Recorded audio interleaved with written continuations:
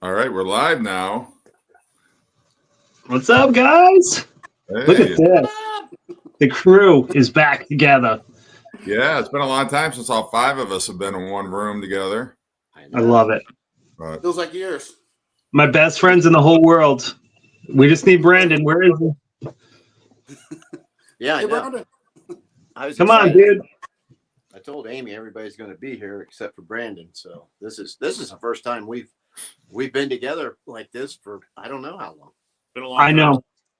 I've been always excited all day. It's always been You know, at least and one of us gone. So VC, this is how you do it, VC. exactly. The original crew. Hey, You know, Trevor. it's so funny. Because today, like, I was smiling all day. And Michelle was like, "What are you so happy about?" And I'm like, partly it's the crew all back together. You know what I mean? Like, we're doing Kiss. Yeah, yeah. Yeah. No It's like a gift. 80's Kiss even. doesn't Yep. get any better than this. Nah. Kiss. So we're here to talk about we did the 80s. I don't know. I think we did the 80s because I got a couple of 80s Kiss records from Aaron, the ones that I did not already have. And we're not just, I think before we done a video like this, but I think we did the non-makeup years. I don't think we did strictly 80s, if I'm recollecting correctly. So today we're just focusing on everything from Unmasked, or wait, no, I'm sorry. Unmasked through Made in the Shade, right? Hot and shade. Whatever. Yeah. Same difference. Okay. Whatever. So that's the period that we're covering. I didn't think that I didn't think about Killers being part of that in the mix. I just saw Aaron had it behind him. I'm like, oh shit, Killers also is Yeah, I didn't think of that either. I didn't think of it either. I've got some of those songs because I don't have Killers, but I've got that box set that Kiss did years back. Mm-hmm. Some of those are on there. Well, a song that All right, almost made my list was "I'm a Legend Tonight." Great song. Nice. Yeah, I didn't even They played think my of top this. 40. I'll just say that. Yeah, I didn't even count Killers, to be honest with you guys. I wish I had, but I didn't. I still don't know if it would have made my list, though. To be honest. Laid in the Shade. Forever, yeah. That sounds like an awesome album. Yeah, like if you're participating in the chat, feel free. We're gonna the way we're gonna do this is first we're gonna give our least favorite. If you got three of our least favorite Kiss songs from the 80s, we're gonna go around and give those. And then if you're in the chat, if you want to chime in as well. And then we're gonna give our number 10 through number 2 picks. And again, if you're in the chat, you can follow right along and give us your picks 10 through 2 as well. And then we're going to go around and give our number 1, just because we don't want this to be a 5-hour video, which it could easily turn into a song because we tend to get a little carried away. So that's how we're going to do it. So anyway, thanks, everybody. We already got 10 people in the room. So hopefully we'll have a lot of participation in the live stream, but let's start with our least favorite Kiss songs. Now, the order we're going to go in just by what's showing up on my screen. We'll do Aaron, then Josh, then Chris, and then Gary, and then I'll go last. So, Aaron, what 3 Kiss songs from the 80s do you fucking hate? That are the worst Absolutely pieces none of them. shit. Because I grew up a Kiss fan in the 80s. That's when I got into them, was during 1985 when I first really got into Kiss during Asylum. It became my favorite band then. And so the 80s Kiss was my favorite, and I went back to the 70s. So I've been a Kiss 80s fan for longer than anything. But my bottom 3, now there's a reason these are in my bottom 3, even though I like all these songs. And I listened to every one of these records again today, and I was like, man, I even love my number 1 bottom 3 I love too, but there's just a reason I like it less. So my number 3 is going to be this from this album, and it's Read My Body. So the only reason I don't like that is, well, it's kind of like a rap thing. It's kind of like like if Kiss was trying to make their version of Pour Some Sugar on Me, is what I always thought. and I like it, but it's just not as much as the other songs. That's it. That's the only reason. For my number 2, I'm going to Unmasked. And this song on here is just a little more, I don't know, it's not quite Kiss sounding to me as much as the others, and it's Easy as It Seems, which I do like the song. It's got a really funky bass line, cool lyrics. It's a good song. It's just, if I have to pick 3 songs, that's one of them, Easy as It Seems. And then my number 1 least favorite Kiss song by a mile from the 80s is Off Crazy Nights. And there's a reason. It's My Way, the song My Way. And the reason I don't like it as well, the song is really good. It's an earworm even. But I think the keyboards in it stand out so much that it kind of distracts from the song. And if they take that keyboard, the synth keyboard sound out of that song, I think it'd be, great song. Wouldn't be my bottom 3. But that's really distracting when I'm listening to it. Just, it doesn't fit with it, the keyboard sound on that one. But the song itself is solid. Excellent. Fair enough. Well, and no matter who your favorite band is, you're going to have songs that you don't necessarily like. So, Mega Jeff is here. Hey, Jeff. That's good to What's see up, you. dude? So we're not in any way bashing Kiss. We're not shitting on any of their songs. It's just 3 that we're not huge fans of. I mean, I could name at least 5 songs by the Beatles, just give you an example that I'm not crazy about. So this is we're not saying anything disparaging against Kiss. But Josh, what 3 Kiss songs do you think are pieces of shit? All right. So, anybody that's watched my videos knows that my least favorite Kiss album, not counting the Peter Criss solo album, is Unmasked. I'm very sorry, Chris. I know you love this, and I don't hate this album, but it just ranks the lowest for me. And the song "She's So European" and "Shandy" are my 2 least favorite on this album. So I'm sorry if you love that song. I love Shandy. Shandy rules. I like that. I know I'm in the minority. Shandy I met many people that love Shandy, and I apologize if you're one of those people. And I freaking love this album, and it has grown on me so much, and I listen to it all the time. But Just the Boy is my least favorite track on the album. It really is. I love it, the album, and I love the song Just the Boy, but it's I shouldn't say I love it. I'd say that I don't love it. I love this album, but Just the Boy is not my favorite. Probably Yeah, it's probably the falsetto. You know what I mean? Like it's just like the keyboards on My Way. And Aaron, Read My Body and My Way would definitely rank low for me too. So it's the Kiss version of When It's Love. Yeah. All right, that's it for me. Well, and it's Just a Boy. It's just a weird lyric for Paul to be singing. I'm so frightened to fail. Like you'd never hear Paul admit to being scared of anything. It's just kind of one of those really vulnerable. I mean, I know he's supposed to be talking from the perspective of the character in the story, but still, it's like hearing Roger Daltrey say, "I'm so scared." Like it just doesn't. There's just a disconnect there. So yeah, I'm on board with that one as well. We had a comment here. Gary, did you realize that Harry got an OG copy of Mellow Gold? Are you jealous? No, that's fantastic. I'm happy. I'm happy for anybody that gets anything that they really want. So Gary, do you like Beck? Do you like Beck? Beck's okay. Maybe he's. I just find it odd because Gary never struck me as like a fan of Loser or Devil's Haircut or any of like the Beck. I think you're confused. Gary likes Jeff Beck, but I don't think he likes Beck, the artist. On the other hand, you really should have addressed that comment to me because I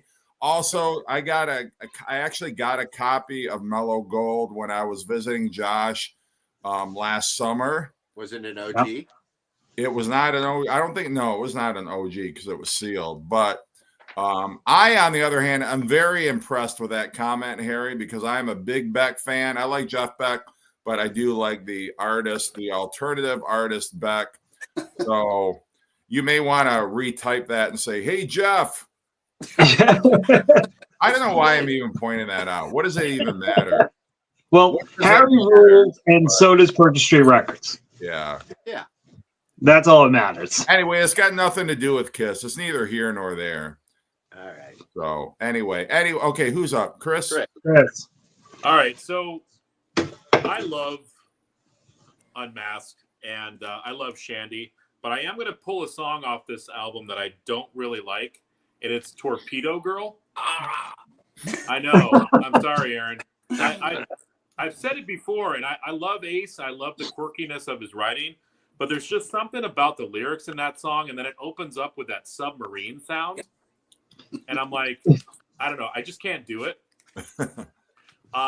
And before we started filming, I checked with the guys, and I had to make sure I was getting this title right. It'd be a great Viagra commercial. You make me rock hard. I love that song.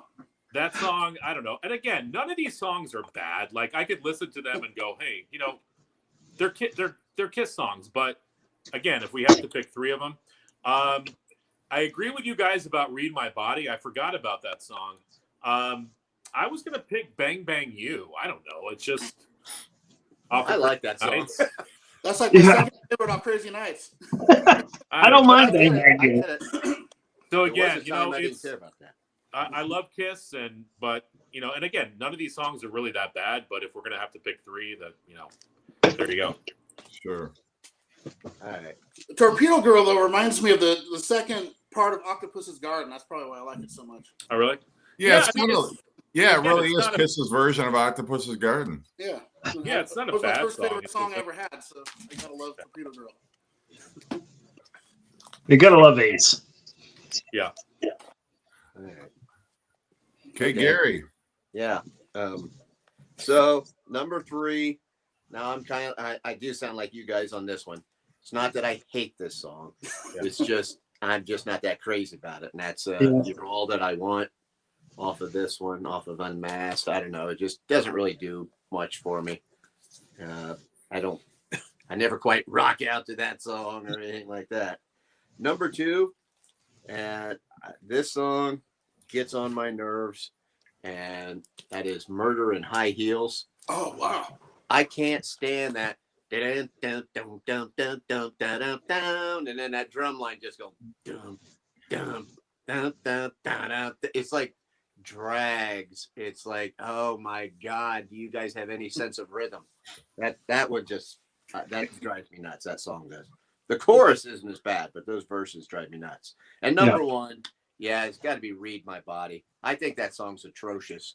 I mean, it's such a blatant ripoff of Pour Some Sugar on Me. It's like, okay, Paul, you're a couple years too late on this one. I mean, even the way that drum sound or whatever it is, the electronic crap that starts it out, it's like, this is just silly. The whole song is silly, and I can't stand that song. There's nothing about it I like. So that's my number 1 pick for the worst. It's the rapping that bothers me about the song. I can deal with the electronic drums. It's so forced. I mean, I love All Hell's Breaking Loose. Yeah. That one, he raps in that. But this one, it's like, I don't know. I just feel like he was saying, he's listening to this song. Okay, I want to do something just like that. And it's just like some patchwork thing. I'm not a fan of it.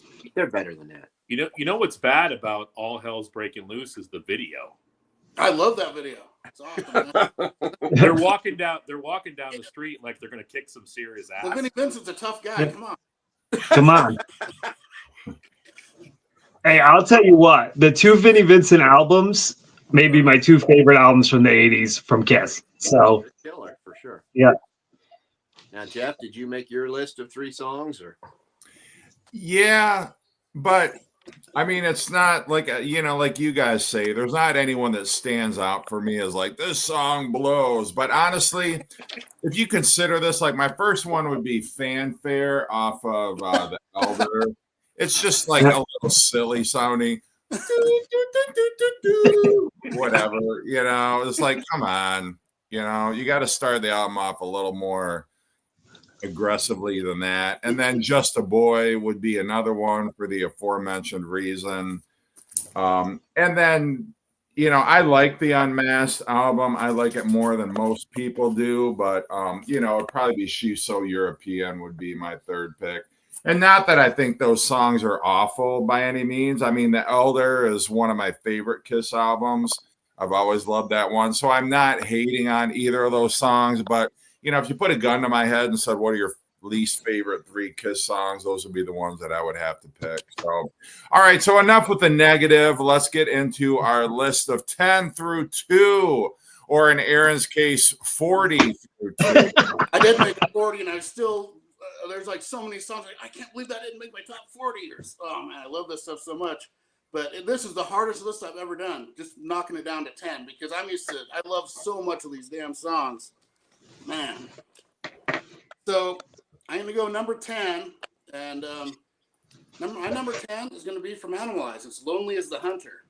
One of my favorite Gene Simmons songs from the 80s. I love Lonely as the Hunter. I love the groove of it, the lyrics, everything. Just finished it outside one. Awesome song there. Love Lonely as a Hunter. Number 9. Good. And I'm going to use this version because this is what I listened to first, because I got into Kiss in 85, and this is one of the first cassettes I got was Creatures of the Night. And with this cover, I always owned this way before the other one. And it's, the song Creatures of the Night is my number 9. That's a great song. I love how it starts off my favorite Kiss record. And I love the song on this, of course, the Creatures of the Night, number 9. Yeah. Number 8, from the great, criminally underrated record, Asylum, I'm going to go Secretly Cruel. Huh. Yeah. Secretly Cruel. It's like, I love all their singles, but I've listened to Kiss so much that a lot of their deep tracks are my favorites now. If I would have done this when I was first discovering them, this would have been loaded with singles. So, but Secretly Cruel, love the lyrics, love just that whole song. I love how Gene sings it.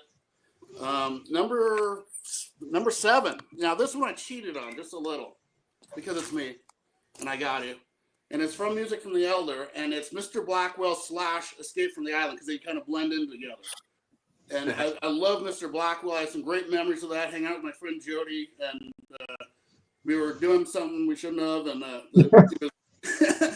Gene Simmons, he had all these pictures on his wall, and they started like doing a weird breakdown, weird noises. It looked like he was coming alive, and like it was crazy. So I love it. Mr. Blackwell, love that song. It's menacing, love it.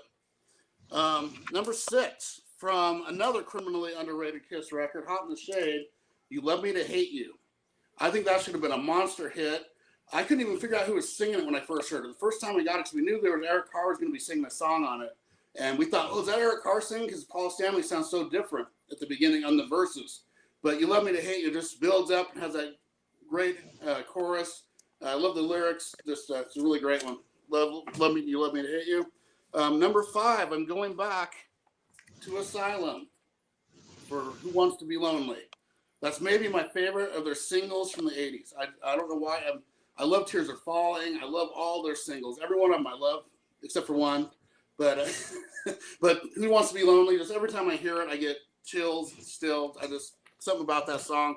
And Bruce Kulick's guitar work, just killer in it. Love it. Yeah. Number 4. I'm going for, where is it? Oh, here it is. My number 4 song comes from Unmasked. Torpedo Girl? Yeah, no, Talk to Me. I like Torpedo Girl, but Talk to Me is one of my favorite Ace songs. I love that song. It's pure Ace. Just Talk to Me. And my number 3, going to the Elder. Dark Light, another Ace Frehley song. I freaking love Dark Light so much. Just that beginning, and then it builds up and has that cool breakdown stuff towards the end. But Dark Light from the Elder. And my number 2 is coming from Look It Up. Not for the Innocent. Another menacing Gene song. Love that song. Not for the Innocent. Still my favorite song on Look It Up, and one of my all-time favorite Kiss songs. Nice. Awesome. Good list, man. Yeah. Fantastic list. I love all those songs. So yeah, I got into Kiss really young. They were the first band I became obsessed with. My dad had a big record collection. I found Kiss Alive. I we would take turns picking records, and once I discovered that record, I loved it. So I feel like I've been into Kiss my whole life. And I do have a mixture of singles and deep tracks because I love the singles. And the first one was a big single, and that is the song Forever, which I absolutely love. And I know it's a sappy ballad, but it just makes me think of all my high school girlfriends and making them mixtapes and Eric Carr, and what a great drummer. And a lot of my songs that I picked make me think of Eric Carr. I was devastated when he passed away, but that's my number 10, Forever. My number 9 is War Machine, written by Bryan Adams, believe it or not, for those of you that aren't Kiss fans. I love this album. It's probably my second favorite Kiss album from the 80s, but it probably ranks in my top 10 easy Kiss albums of all time. It's just so good, and War Machine is a great one. Actually, the next one is off this album too, and that's Saint and Sinner. What I love about Saint and Sinner is that freaking opening line where Gene's like, I'm getting off this carousel. You can do as you please. You can go to hell. And it's like, you can imagine what they were living through the 70s. You know, these tremendous peaks and these tremendous lows, you know. And Saint and Sinner is just such a moody song, and Eric Carr's drums are fantastic. And I know Vinnie Vincent's an asshole in real life, but he is an excellent guitarist and an excellent songwriter. My next one is off, this number 7 is off this. It's Betrayed. Yes. I love Betrayed. Deep cut by Gene. Just a fantastic song. My next one is a Paul song, I've Had Enough, Into the Fire. Opening track, just a blistering track. What a great way to start the album, which leads me to my next one, my number 5, which is King of the Mountain, which is another great opening track. I feel like these two albums had perfect opening tracks. Mm-hmm. My number 4, Aaron mentioned, Creatures of the Night.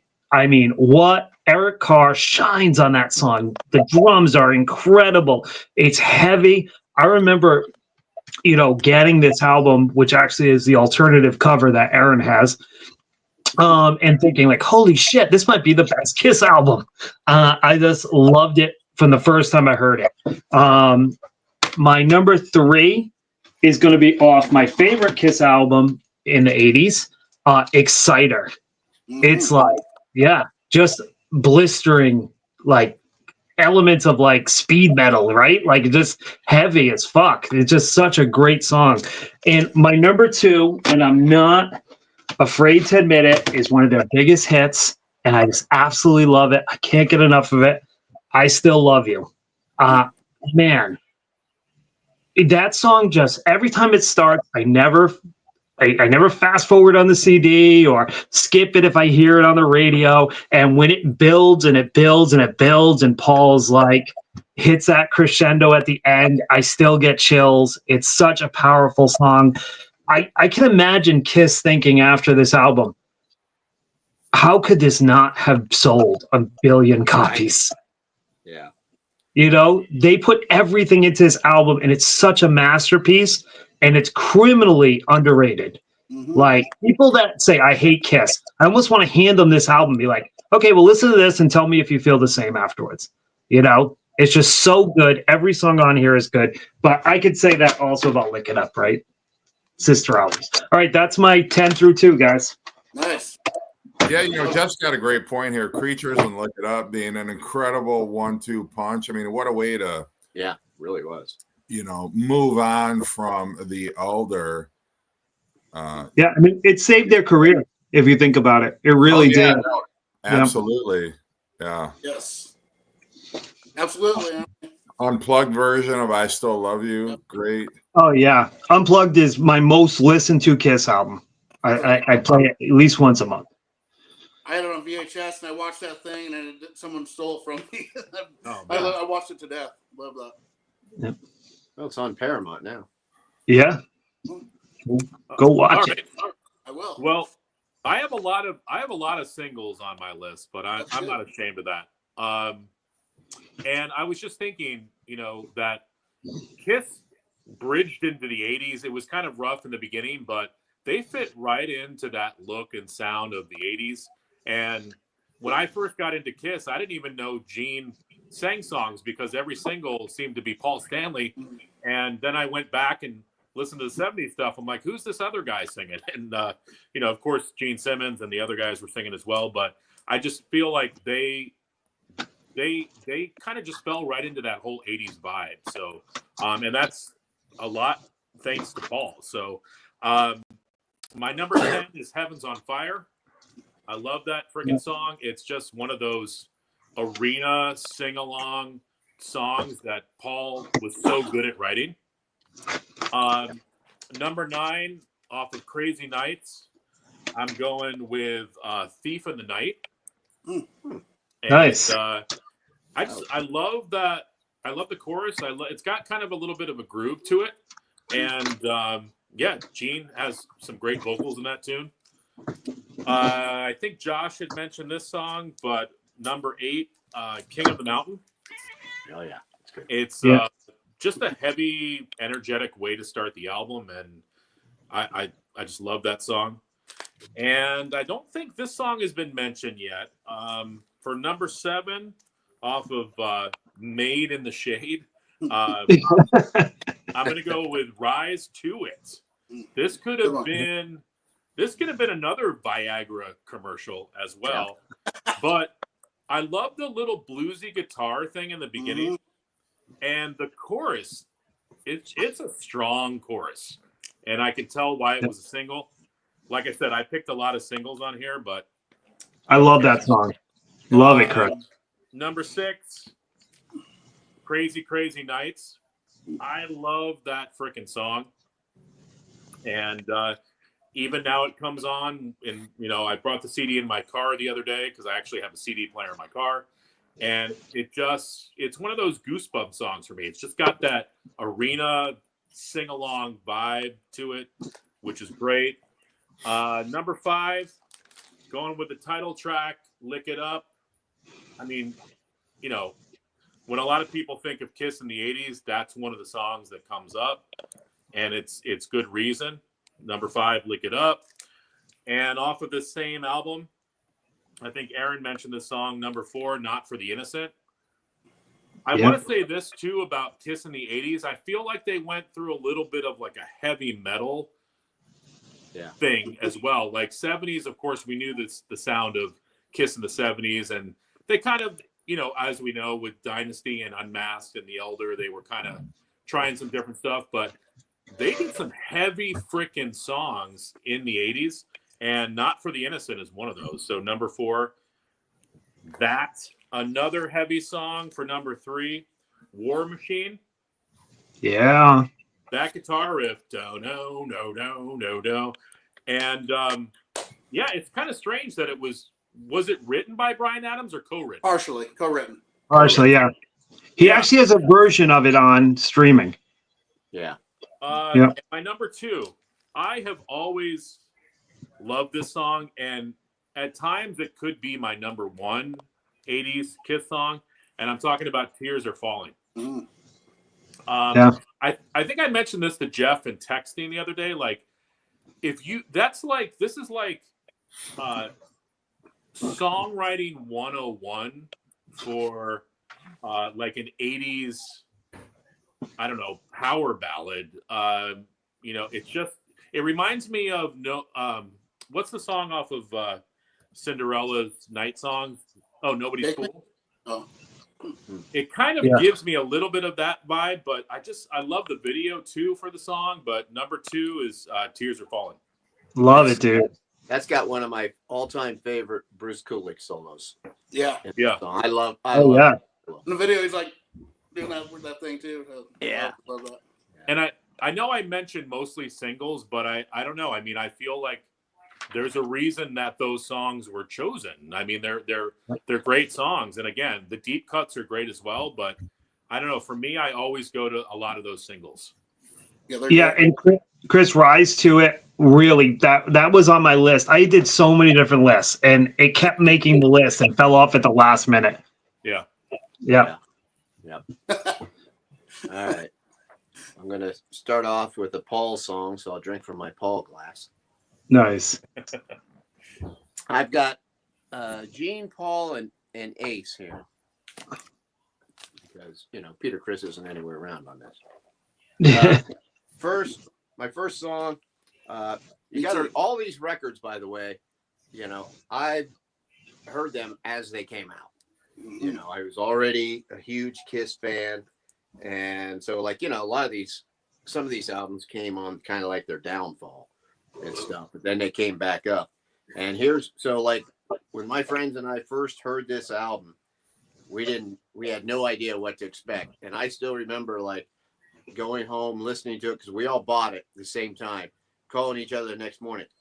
Man, this is really different. What'd you think? So, I don't know. I think I kind of dig it. I'm talking about this album right here.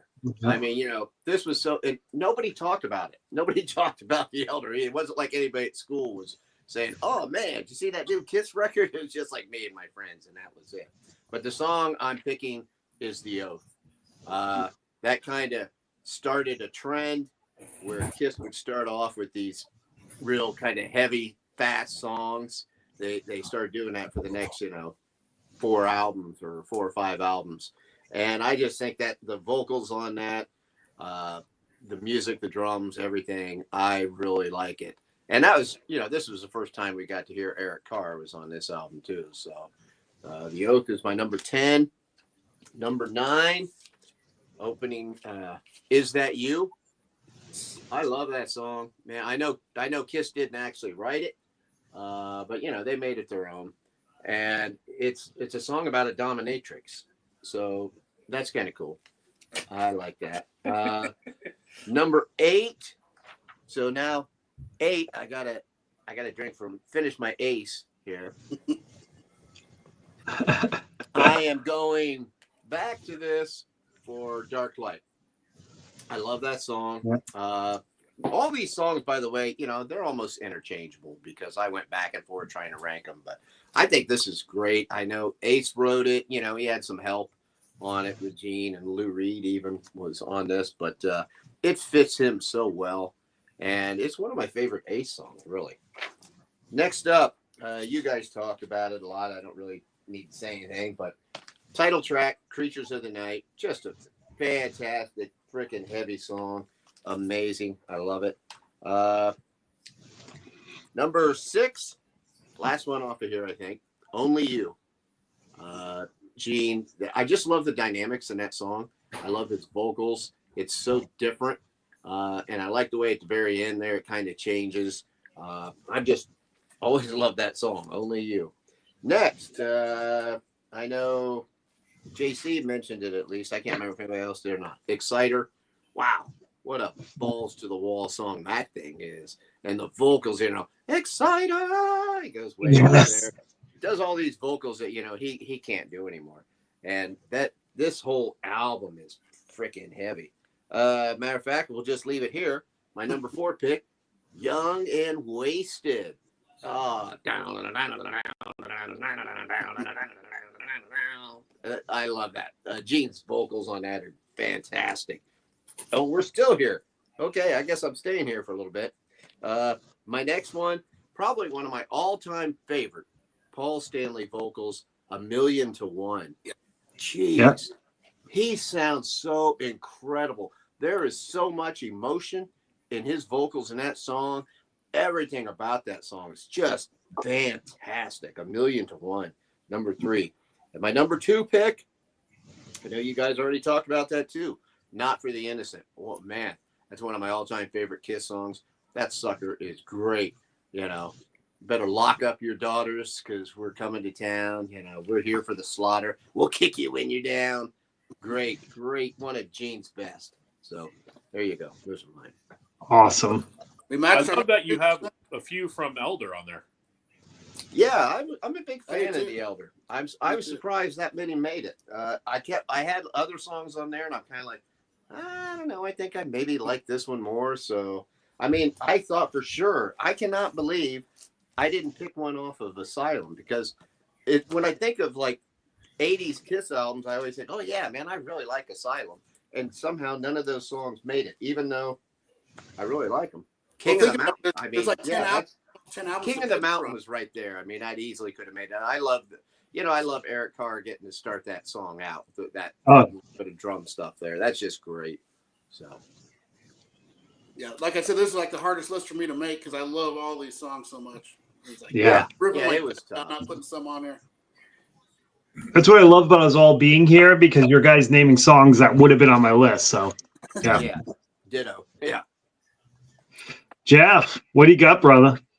All right. My number 10 is going to be, I consider this to be a lost Van Halen song, Under the Gun. Yeah. Like it's got Nice. that swing rhythm. You could totally imagine Van Halen recording that song. Absolutely love that one.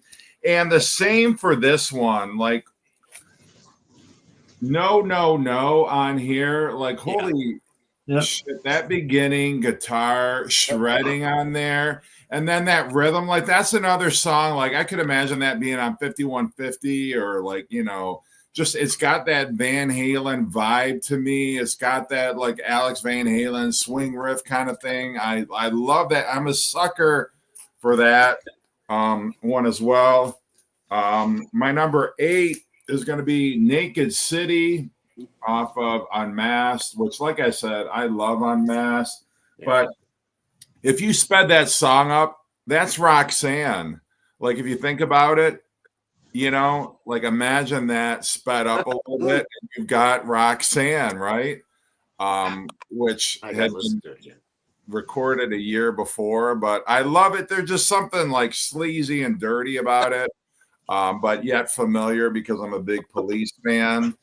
Number 7 is going to be Lick It Up, the title track. And I was like, God, I'm picking too many of the, there's a lot of like hits on my list, but there's no denying like Lick It Up is just a catchy killer song. I can't leave that off. I loved it even back in the 80s when I wasn't exactly a Kiss fan, but there's no denying what a great track that was. And then I'm going back again. Reason to Live is going to be my number 6. And I feel like if Heart or another band had recorded that song, it would have been like a number 1 hit. There is absolutely no reason why that song wasn't bigger than it was, other than it's Kiss, and Kiss had the stigma about them. Like we can't let them climb too high in the charts, or they're that makeup band, or that band that sings about sex all the time. But Reason to Live, I just listened to this last week and I'm like, this song is incredible. Why was this not a bigger hit? Amazing. And then I'm so glad Gary picked this one because I was a little self-conscious about picking you off of here, but I love it. Again, another song that kind of reminds me of Kiss a little bit. You've got it kind of like that staccato reggae rhythm a little bit. But I love that. The first time I actually heard this album, I had just gotten the book. It was Kiss and Sell. And I was intrigued because they were talking about everything surrounding the Elder and the fact that it was such a risk for Kiss to take, and they wanted a big concept album like Pink Floyd had with The Wall. And I'm like, I'm so intrigued. I never heard it. And so I like went on, I think it was Napster or something back at that time. And the song that really grabbed me was Only You. And still today, I'm such a huge fan of that song. My number 4 is going to be Heaven's on Fire. Again, another hit, but there's no denying it's so catchy. It's like an earworm. I love it. And I'm not ashamed to say, I was like, oh, should I put that on my list? It seems a little bit too cliche. And then, well, I showed the wrong one, didn't I? Because it should have been Animal Eyes for Heaven. I'm not trying to be funny. I'm just a little, Yeah. little We too got you. this right now. So yeah, should have been This is the one that wait. Sorry. So Heaven's on Fire. Sorry. I'm just like rummaging through my stack of records here. Which one do I want? Okay, number 3, Tears Are Falling. Yeah. Amazing, and I don't care if it's been overplayed or whatever, but like Chris said, songwriting 101. It's a great song. And my number 2 is going to be Saint and Sinner. And what really sells this one is the drums, the heavy drums, and there's these long sustained chords in the verses, which I picked up on. It's not like this chugging heavy rhythm. It's just these nice long sustained chords and some great funky bass playing from Gene on this song. And I wanted to call attention to Gene's bass playing on this song because it's a great funkiness and it really carries the rhythm forward. Ace's guitar solo on here is amazing. One of Ace's best guitar solos, in my opinion, anyway. Saint and Sinner. But the power is all in the drum, bass, and vocals on that particular song. So anyway, for what it's worth, that is my number 10 through number 2. Awesome. I'm glad you mentioned Gene's bass playing because I really feel that he's an underrated bass player. I mean, you listen to his bass lines, he doesn't just follow the guitar. I mean, he is all over the fretboard, and I feel like he actually adds to the song with the bass because a lot of times bass, like I said, it'll follow what the guitar is doing if they're a lazy bass player. But Gene really does add to the song. He really is playing great bass lines. Mm-hmm. Yeah. Think of a song like Getaway. Yeah. Definitely. Was Reason to Live co-written by Michael Bolton? Forever was. Okay. Yep. Okay, Aaron, you're numero uno. Number 1, and there could only be one choice because it's just powerful song, and I remember just being young and just it was the one that was me and my friends would say, yeah. War Machine, of course, from Creatures of the Night. War Machine, my number 1 song from the 80s. One of the heaviest, most menacing Kiss songs. I love it. Love War Machine so much, but man, this was impossible list. Yeah. But I knew that was my number 1. All the rest was hard. Yeah. War Machine's a classic, man. It's an awesome song. My number 1, I just got this in today, guys. My Japanese edition of Lick It Up. My number 1 is Lick It Up. And it's Young and Wasted. I know you guys have already talked about it. It's such a killer track. I mean, that song, if that doesn't get you pumped up, you probably need to go to the doctors because it's just fucking awesome. That's it. Taste it. Yeah, exactly. I friggin' love that song. And I listen, just like Aaron, I've been listening to Kiss all week. And it's like the number 1 for me was easy because I'm just like, I'm obsessed with that song. It's just so good. Great. All right. My number 1 is Creatures of the Night, the title track. Listening to it again, like you guys, I was listening to a lot of Kiss this week. The aggression in Paul's voice for the chorus, we're creatures of the night. Like it's just he like digs into the vocals on the chorus. Yeah. And I was thinking about this too. Like Love Gun is one of my favorite of Paul songs from the 70s. I feel like this is his Love Gun of the 80s. Like, I just feel like it's that anthemic song, and I don't know, it had to be my number 1. Yeah. Yeah, that's a great pick. Well, I'm sticking with that, and I'm doubling down with Aaron. War Machine. Nice. Like it finishes off the album, and it's just so, like you said, it's just so powerful. It's so simple. It's so great. STP used the same guitar line, years down the road. And it's one of those songs, even though I've heard it many times and I've heard Kiss do it multiple times in concert, But every time they do, it's just like, yeah, you know, down, down, down, down, and those drums come in. You know, and then they go into it. I just, you know, just you better watch out. It's just awesome. It's just such a great freaking rock song, and kind of like what Josh just said. I feel the same way, man. If that song doesn't get you going, then you know you need some more testosterone into your system or something, man. There's something wrong with you. Yeah, absolutely. I agree. All right, Jeff. Now, All Jeff's going to pick Shandy. Yes. You gave it away, Chris. God damn it. Yes, Shandy, number one. There's no denying. Yeah, it's disco a little bit, but come on. It's Peter Chris's curtain call with Kiss. The video where he's looking so sullen at the end because he knows he's leaving the band. Those oohs. I mean, just the chord progression. There's that hook in the chorus. I know you very well. You can tell me. I mean, it's an amazing song. Why it wasn't a bigger hit, I have no idea. It's okay, no, it's not.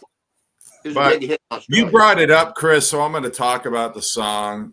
But I really do like Shandy. I know it's I do too. You know, not popular to say so, but I like it. I mean, come on. It was 1980, and in the context of that particular year, it doesn't sound so outrageous for a song like Shandy. But no, I'm actually, my number one, I was like, ooh, Josh didn't rank it that high, so I was feeling a little insecure about my pick. But it's War Machine. I had no idea that Bryan Adams co-wrote it.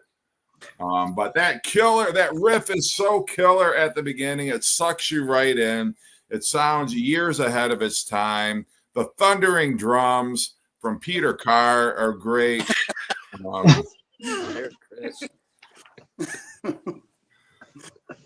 Machine. I mean, just the title alone. Like, how can you not have a song like War Machine be your number one? But well, let's hear it for Gene. It was my number 3. Nice. Hey, so I ranked it the lowest, which number 9, but you know, they're all so close. It was still in your top 10, and it got 3 number 1 votes. And Chris, you had it, what, 3? Yeah. So I'd say War Machine's probably the winner of the night. Yeah, definitely. Yep. Did you have it on yours list too, Josh? I thought you did, but maybe not. What's that? Did War Machine make your list? Yep. War Machine was number 9. It made all. Yeah, I think it made everybody's list. Yeah. I mean, I love that song, but I think I was the only one with "I Still Love You." Am I the only one? Do you guys enjoy that song, or am I like on an island? Oh no, I still like it. It's just not my top 10 is all. I Still Love You. Oh, I love it. Oh, it's amazing. I love every song on Creatures of the Night. It's I could pick any song from that on there. Killer. Oh my God, I love Killer so much. Man, Rock and Roll Hell, another one that was a song. But they're all great. But it's totally different than the original, so it doesn't. I don't count Rock and Roll Hell as a cover. So I don't either. Nobody put "I Love It Loud" on there. Yeah, I love it. But yeah, I love that song. Songs, man. Like I said, I made a list of 40 here. Here's my rest of them. And I was still, at the end of this, oh my God, that's not on here. I'm trying to squeeze other songs into my top 40, and it was just impossible. But I do want to give one honorable mention if I could. But go ahead. After you, Chris. Go ahead. I wanted to put my favorite song off of Unmasked, which is Two Sides of the Coin. Yes, that's good too. It's one of my favorite Ace songs. I love that freaking song. It's very catchy. That could have been a single too. Yeah, definitely. Tomorrow is excellent from Unmasked too. That wasn't mentioned. Yeah, and that almost sounds like Ace Frehley song at the beginning. And Tomorrow does that guitar. It's crazy. Sorry, go ahead, Gary. Oh, I'm sorry. No, I was just saying he's talking about Ace songs off. I had Talk to Me and Two Sides of the Coin were on my list that got crossed out. I was narrowing it down, and I like both those songs. Yeah, Talk to Me would have been on my honorable mention list. I love that Ace song. Gary, what's your favorite Gorillaz album? The latest one. Is it? Okay. I didn't know if you were a Demon Days guy or. All I know about them is like when Mike's got the spins, he talks about them a lot. I know he's a big fan. And I know they're kind of like they don't have, they're like a cartoon kind of thing. Yeah, they're all cartoon. So listen, yeah. I have an idea for next week. Maybe we could do the top 10 songs by Toad the Wet Sprocket. Well, I'll be in El Salvador. I'll tune in for that one there, buddy. Mine will be in El Salvador because I don't know any songs with him. Well, that was a good thing though that didn't get mentioned that I really love. Yeah. What? Yeah, Unmasked is great. I mean, I know it ranks near the bottom of a lot of people's lists, but I've never understood the hate that record gets because it's one of my favorites, actually. How do you feel about the farewell tour, the final farewell tour? Honest to God, it's our last tour. Every band does that, it seems like. It's just what it is. Well, they're not really doing a tour, aren't they? Just doing one concert, I think. But and they are playing with Bruce. Yeah, and they're so not wearing makeup. I mean, yeah. I do want to mention the song Odyssey though from the Elder, just because that's where my part of my channel name comes from. That because I missed the Alamare part is from Odyssey. There's a line in there that says. Stan the Stallion in the Mare, and I didn't have the lyrics when I was young, and I thought the stallion's name was Alamare, and that's my friend Jody Jonas gave me the nickname Nutha Alamare. The Odyssey is part of it, and me mispronouncing that Play It Loud Mother from Twisted Sisters with the Mutha, so that's all I said.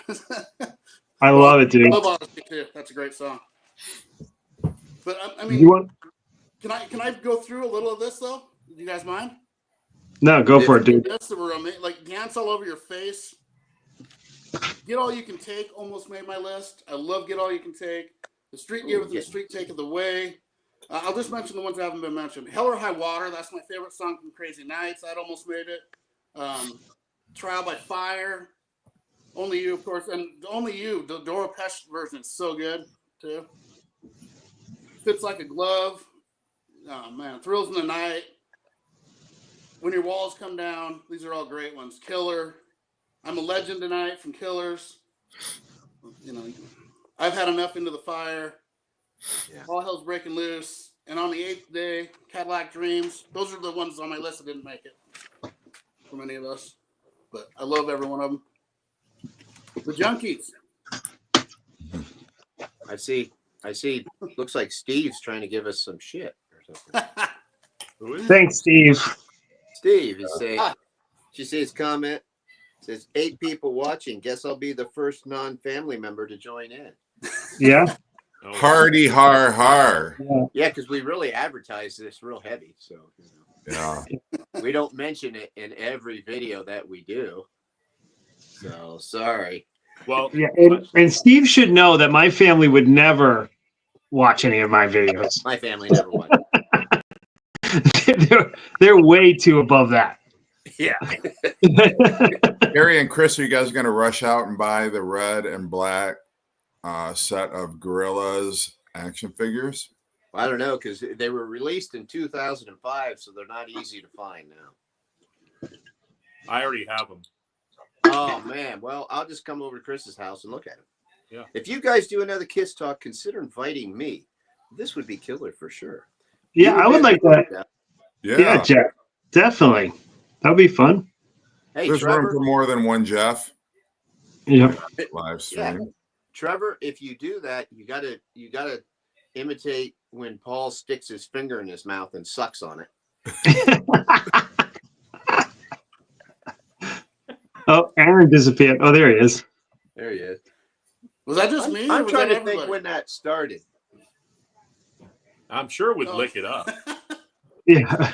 I don't remember him doing it that early on. Somewhere along the line, he started doing it. Maybe he started doing it when he sang "Just a Boy." No, he might not have done it until the reunion. What is it? Oh, we're talking about when Paul Stanley would suck on his finger or whatever in concert. Trevor. Yeah. Was that a thing? 70s. Yeah, it's a thing. That's what he thinks it's sexy. He thinks when he stands there and sucks on his finger on stage that people are going, that girls are going, ooh, that's hot. It's like, no, that's like a phallic kind of thing. Why are you sticking your finger in your mouth and sucking on it like that's sexy? All I know is Paul Stanley has been laid more than all of us combined, Oh, yeah, I'm sure. Yeah, I know that. But he's kind of cringy sometimes. Like, when they do Lick It Up. I tell you what. I'm going to lick it up, that thing. You and you lick me. Yeah. And I'm like, Paul, shut up and sing. The one that always cracks me up is, how many people here like to taste the alcohol? And it always cracks me up. I mean, I get a kick out of it. I love it. That is pretty funny. Eat it like I wouldn't change it. He swallows his finger. Exactly. Every time we do this one, the place lights up like a damn Christmas tree. Yeah.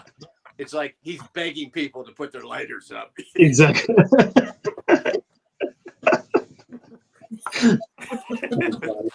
This is why Paul goes to therapy. Oh, God. That reminds me. Like, I saw Quiet Riot. I can't remember when it was, like, way past their heyday. And Kevin Dubrow, or Dubrow, whatever, however you say it.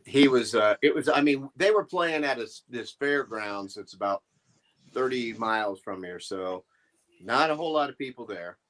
But they were there, and he says, he goes, I remember it used to be when we did this song, all the girls would flash their boobs and everything. Of course, now everybody's older, and I'm like, please don't do this.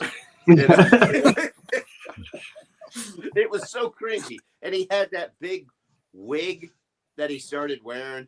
Remember how he had that, like, real big poofy wig, and it was, like, so obvious. And it was like, oh, God. I mean, they still sounded all right. As far as that goes, they were there. What's that? Oh, sorry. Nazareth was there too. They were on the bill. They actually sounded good. They still sounded really good. I was surprised, and it's like I'm thinking, man, because even though this was a while back, still I was thinking, man, Nazareth, they've been around forever, and here they are playing this freaking dump, But you wouldn't have known it. Because, man, when they were playing, they were just like, they looked like they was having a great time, and I'm like, wow, good for them, that's awesome. But, yeah, I saw them in '84, and it was the Outfield and the Fabulous Thunderbirds who opened for them. No, I didn't. I'm just... Oh, Jeff, you said it so convincing. I was like, wow, that's a unique lineup. He's such a liar, man. Yeah. Well, we're just by virtue of the fact we're doing this episode, we're all total geeks. Yes. Yeah. Did you guys already mention the first time you saw them? Steve, well, we know Steve saw them on their 1973 Wicked Lester tour. Yeah. He was only 30 at the time. Yeah. So he was still young enough he could drink a beer. Aaron, when was the first time you saw Kiss? I didn't see them until the Crazy Nights tour. It was them and Anthrax, and it was awesome. Killer. Started with I think they started with Love Gun or Deuce, one of them. I think it was Love Gun, but it was killer.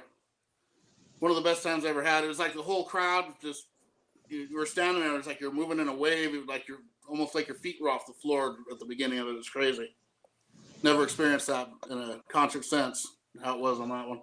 Hot in the Shade was the best time I saw him, though. I love the Hot in the Shade tour. Amazing. I did see him on the reunion tour. That was killer with the original lineup. And I saw him on the Revenge tour, too. That's all. I've gone seen him 4 times. I begged my father to take me to the Hot in the Shade tour, and he didn't. But I still love you, Dad. But the first time I saw them was actually the '95 reunion show, which I have my concert show right now. Yeah, I was a fanatic, but I just never had the opportunity to see them.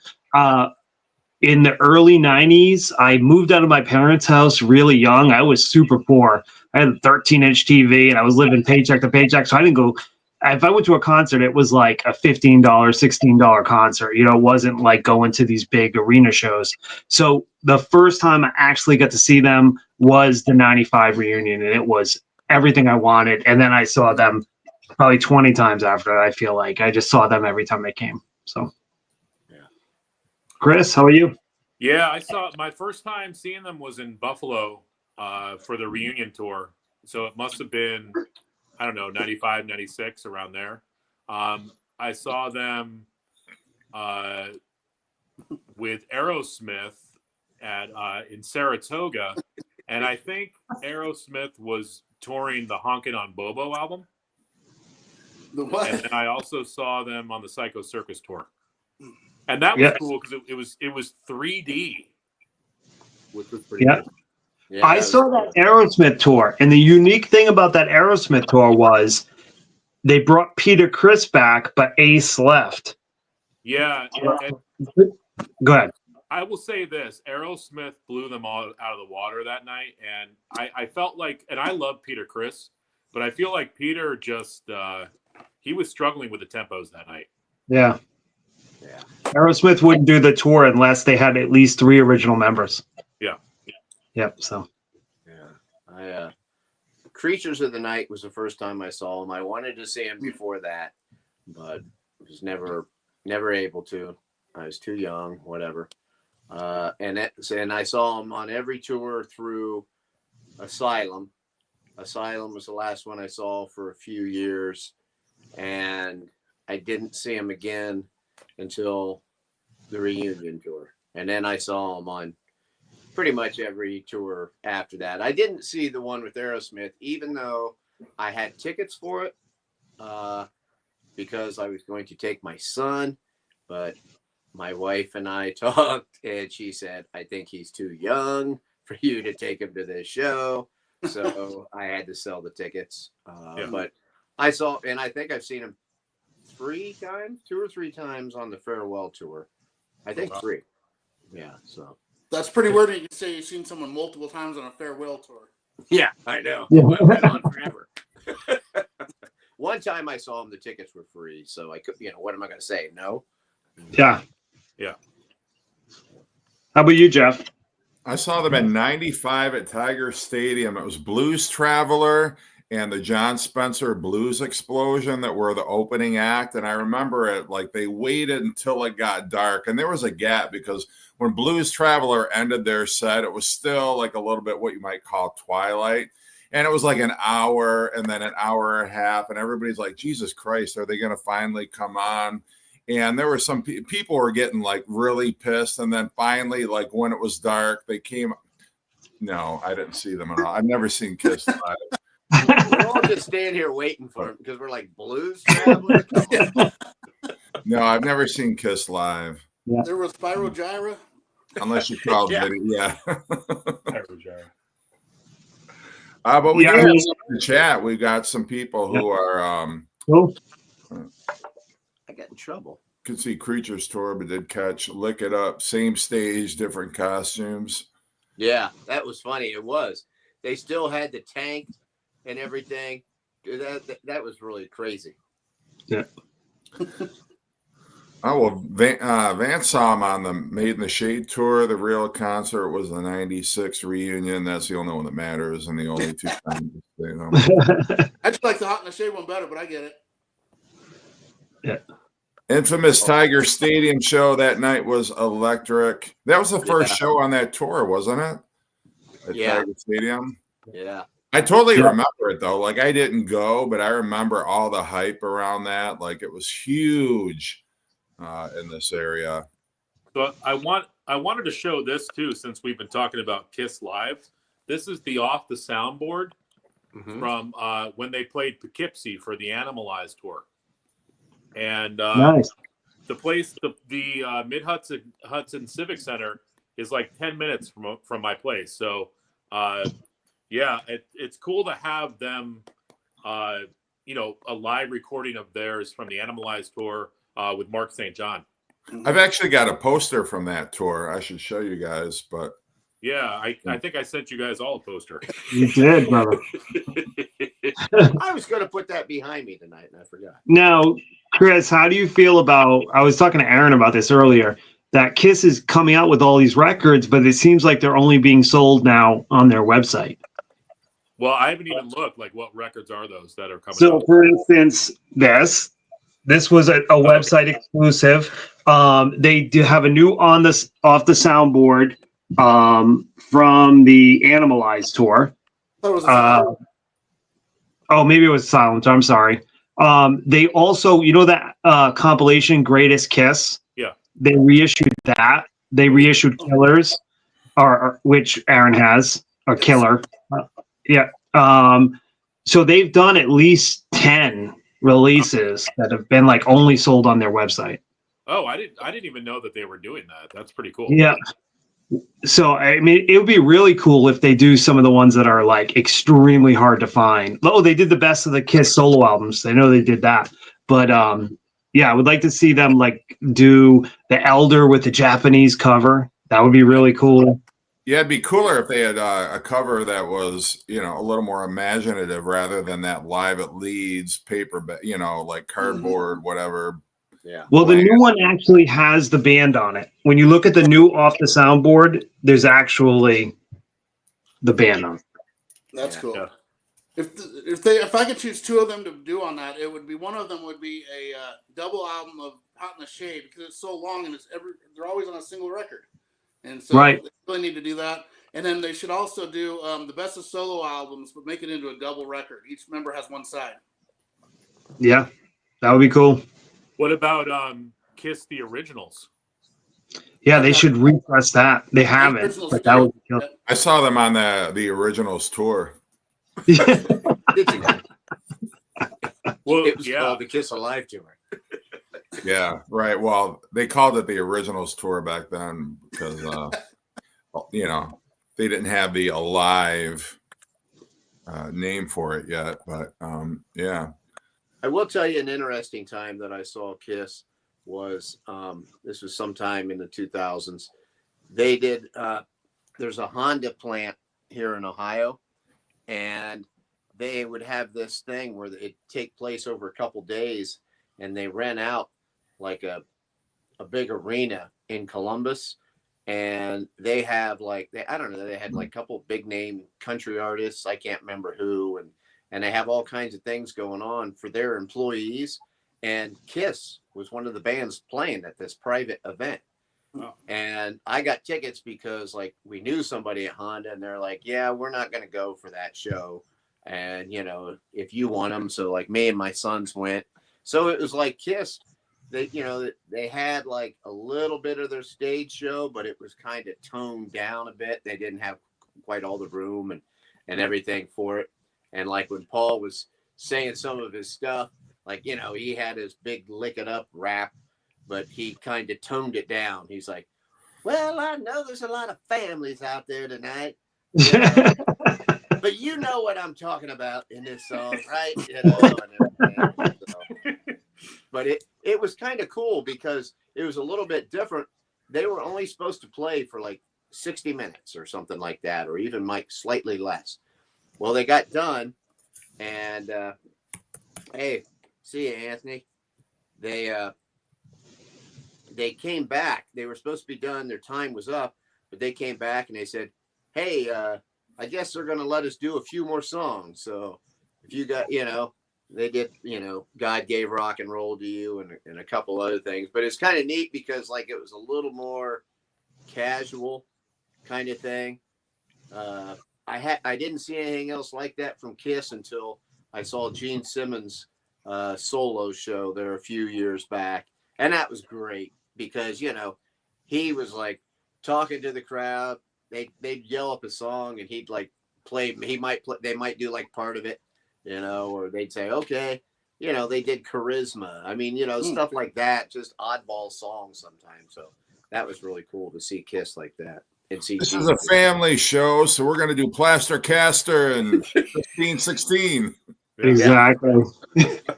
You know what that reminds me of, Gary, is I saw Springsteen, and it was the last day of the tour, and it was at Mohegan Sun, which is a casino, and it's tiny. Like compared to when Springsteen normally comes, he's so popular in this area. He plays where the Patriots play. So he starts off the concert with, "Did anybody win tonight?" And a few people clap. And then he goes, "Did anybody lose tonight?" And the arena goes off. And he goes, "I knew you guys lost because that's the only way they could afford to get me here." And then he goes, "What we're going to do?" "What we're going to do is requests." And he did requests almost the entire night. He did Van Halen. He did cover songs. He did deep tracks. It was crazy. The only downside of the concert is, Gary, I wish you had been there because my brother was a casual Springsteen fan. And my brother's like, "I don't even know half these fucking songs." Yeah. You know, but you would have loved it because you know the entire catalog, you know, Oh, that but would have been great. That would have been awesome. Yeah, hell yeah. it was an awesome show. Yeah. Yeah. Yeah. Well, this was a fun one. Glad to have Definitely. everybody all back together for it. And we'll have to pick a different topic for next week. We'll have to move on from Kiss, I think. But You guys definitely need to do a video next week because I'm going to be stuck outside the country and I need some entertainment. you're not going to have internet? I will have internet, but so I don't know. I won't have any records or anything to show. So I might be able to film a video, but it's going to be kind of lame. That's all right. Well, you don't have to show records. You don't have to show. It's more important All to right. have you than have your records. But Aaron can show the records for you. You can Exactly. I guarantee you, Aaron will own all the records that I want to show. top 10 albums that were banned by Walmart. While you're there. Top 10 albums banned. Well, Sheryl Crow's second album, I know that. I did see, was this a Fat Kiss? I Anyone? don't know No? what that is.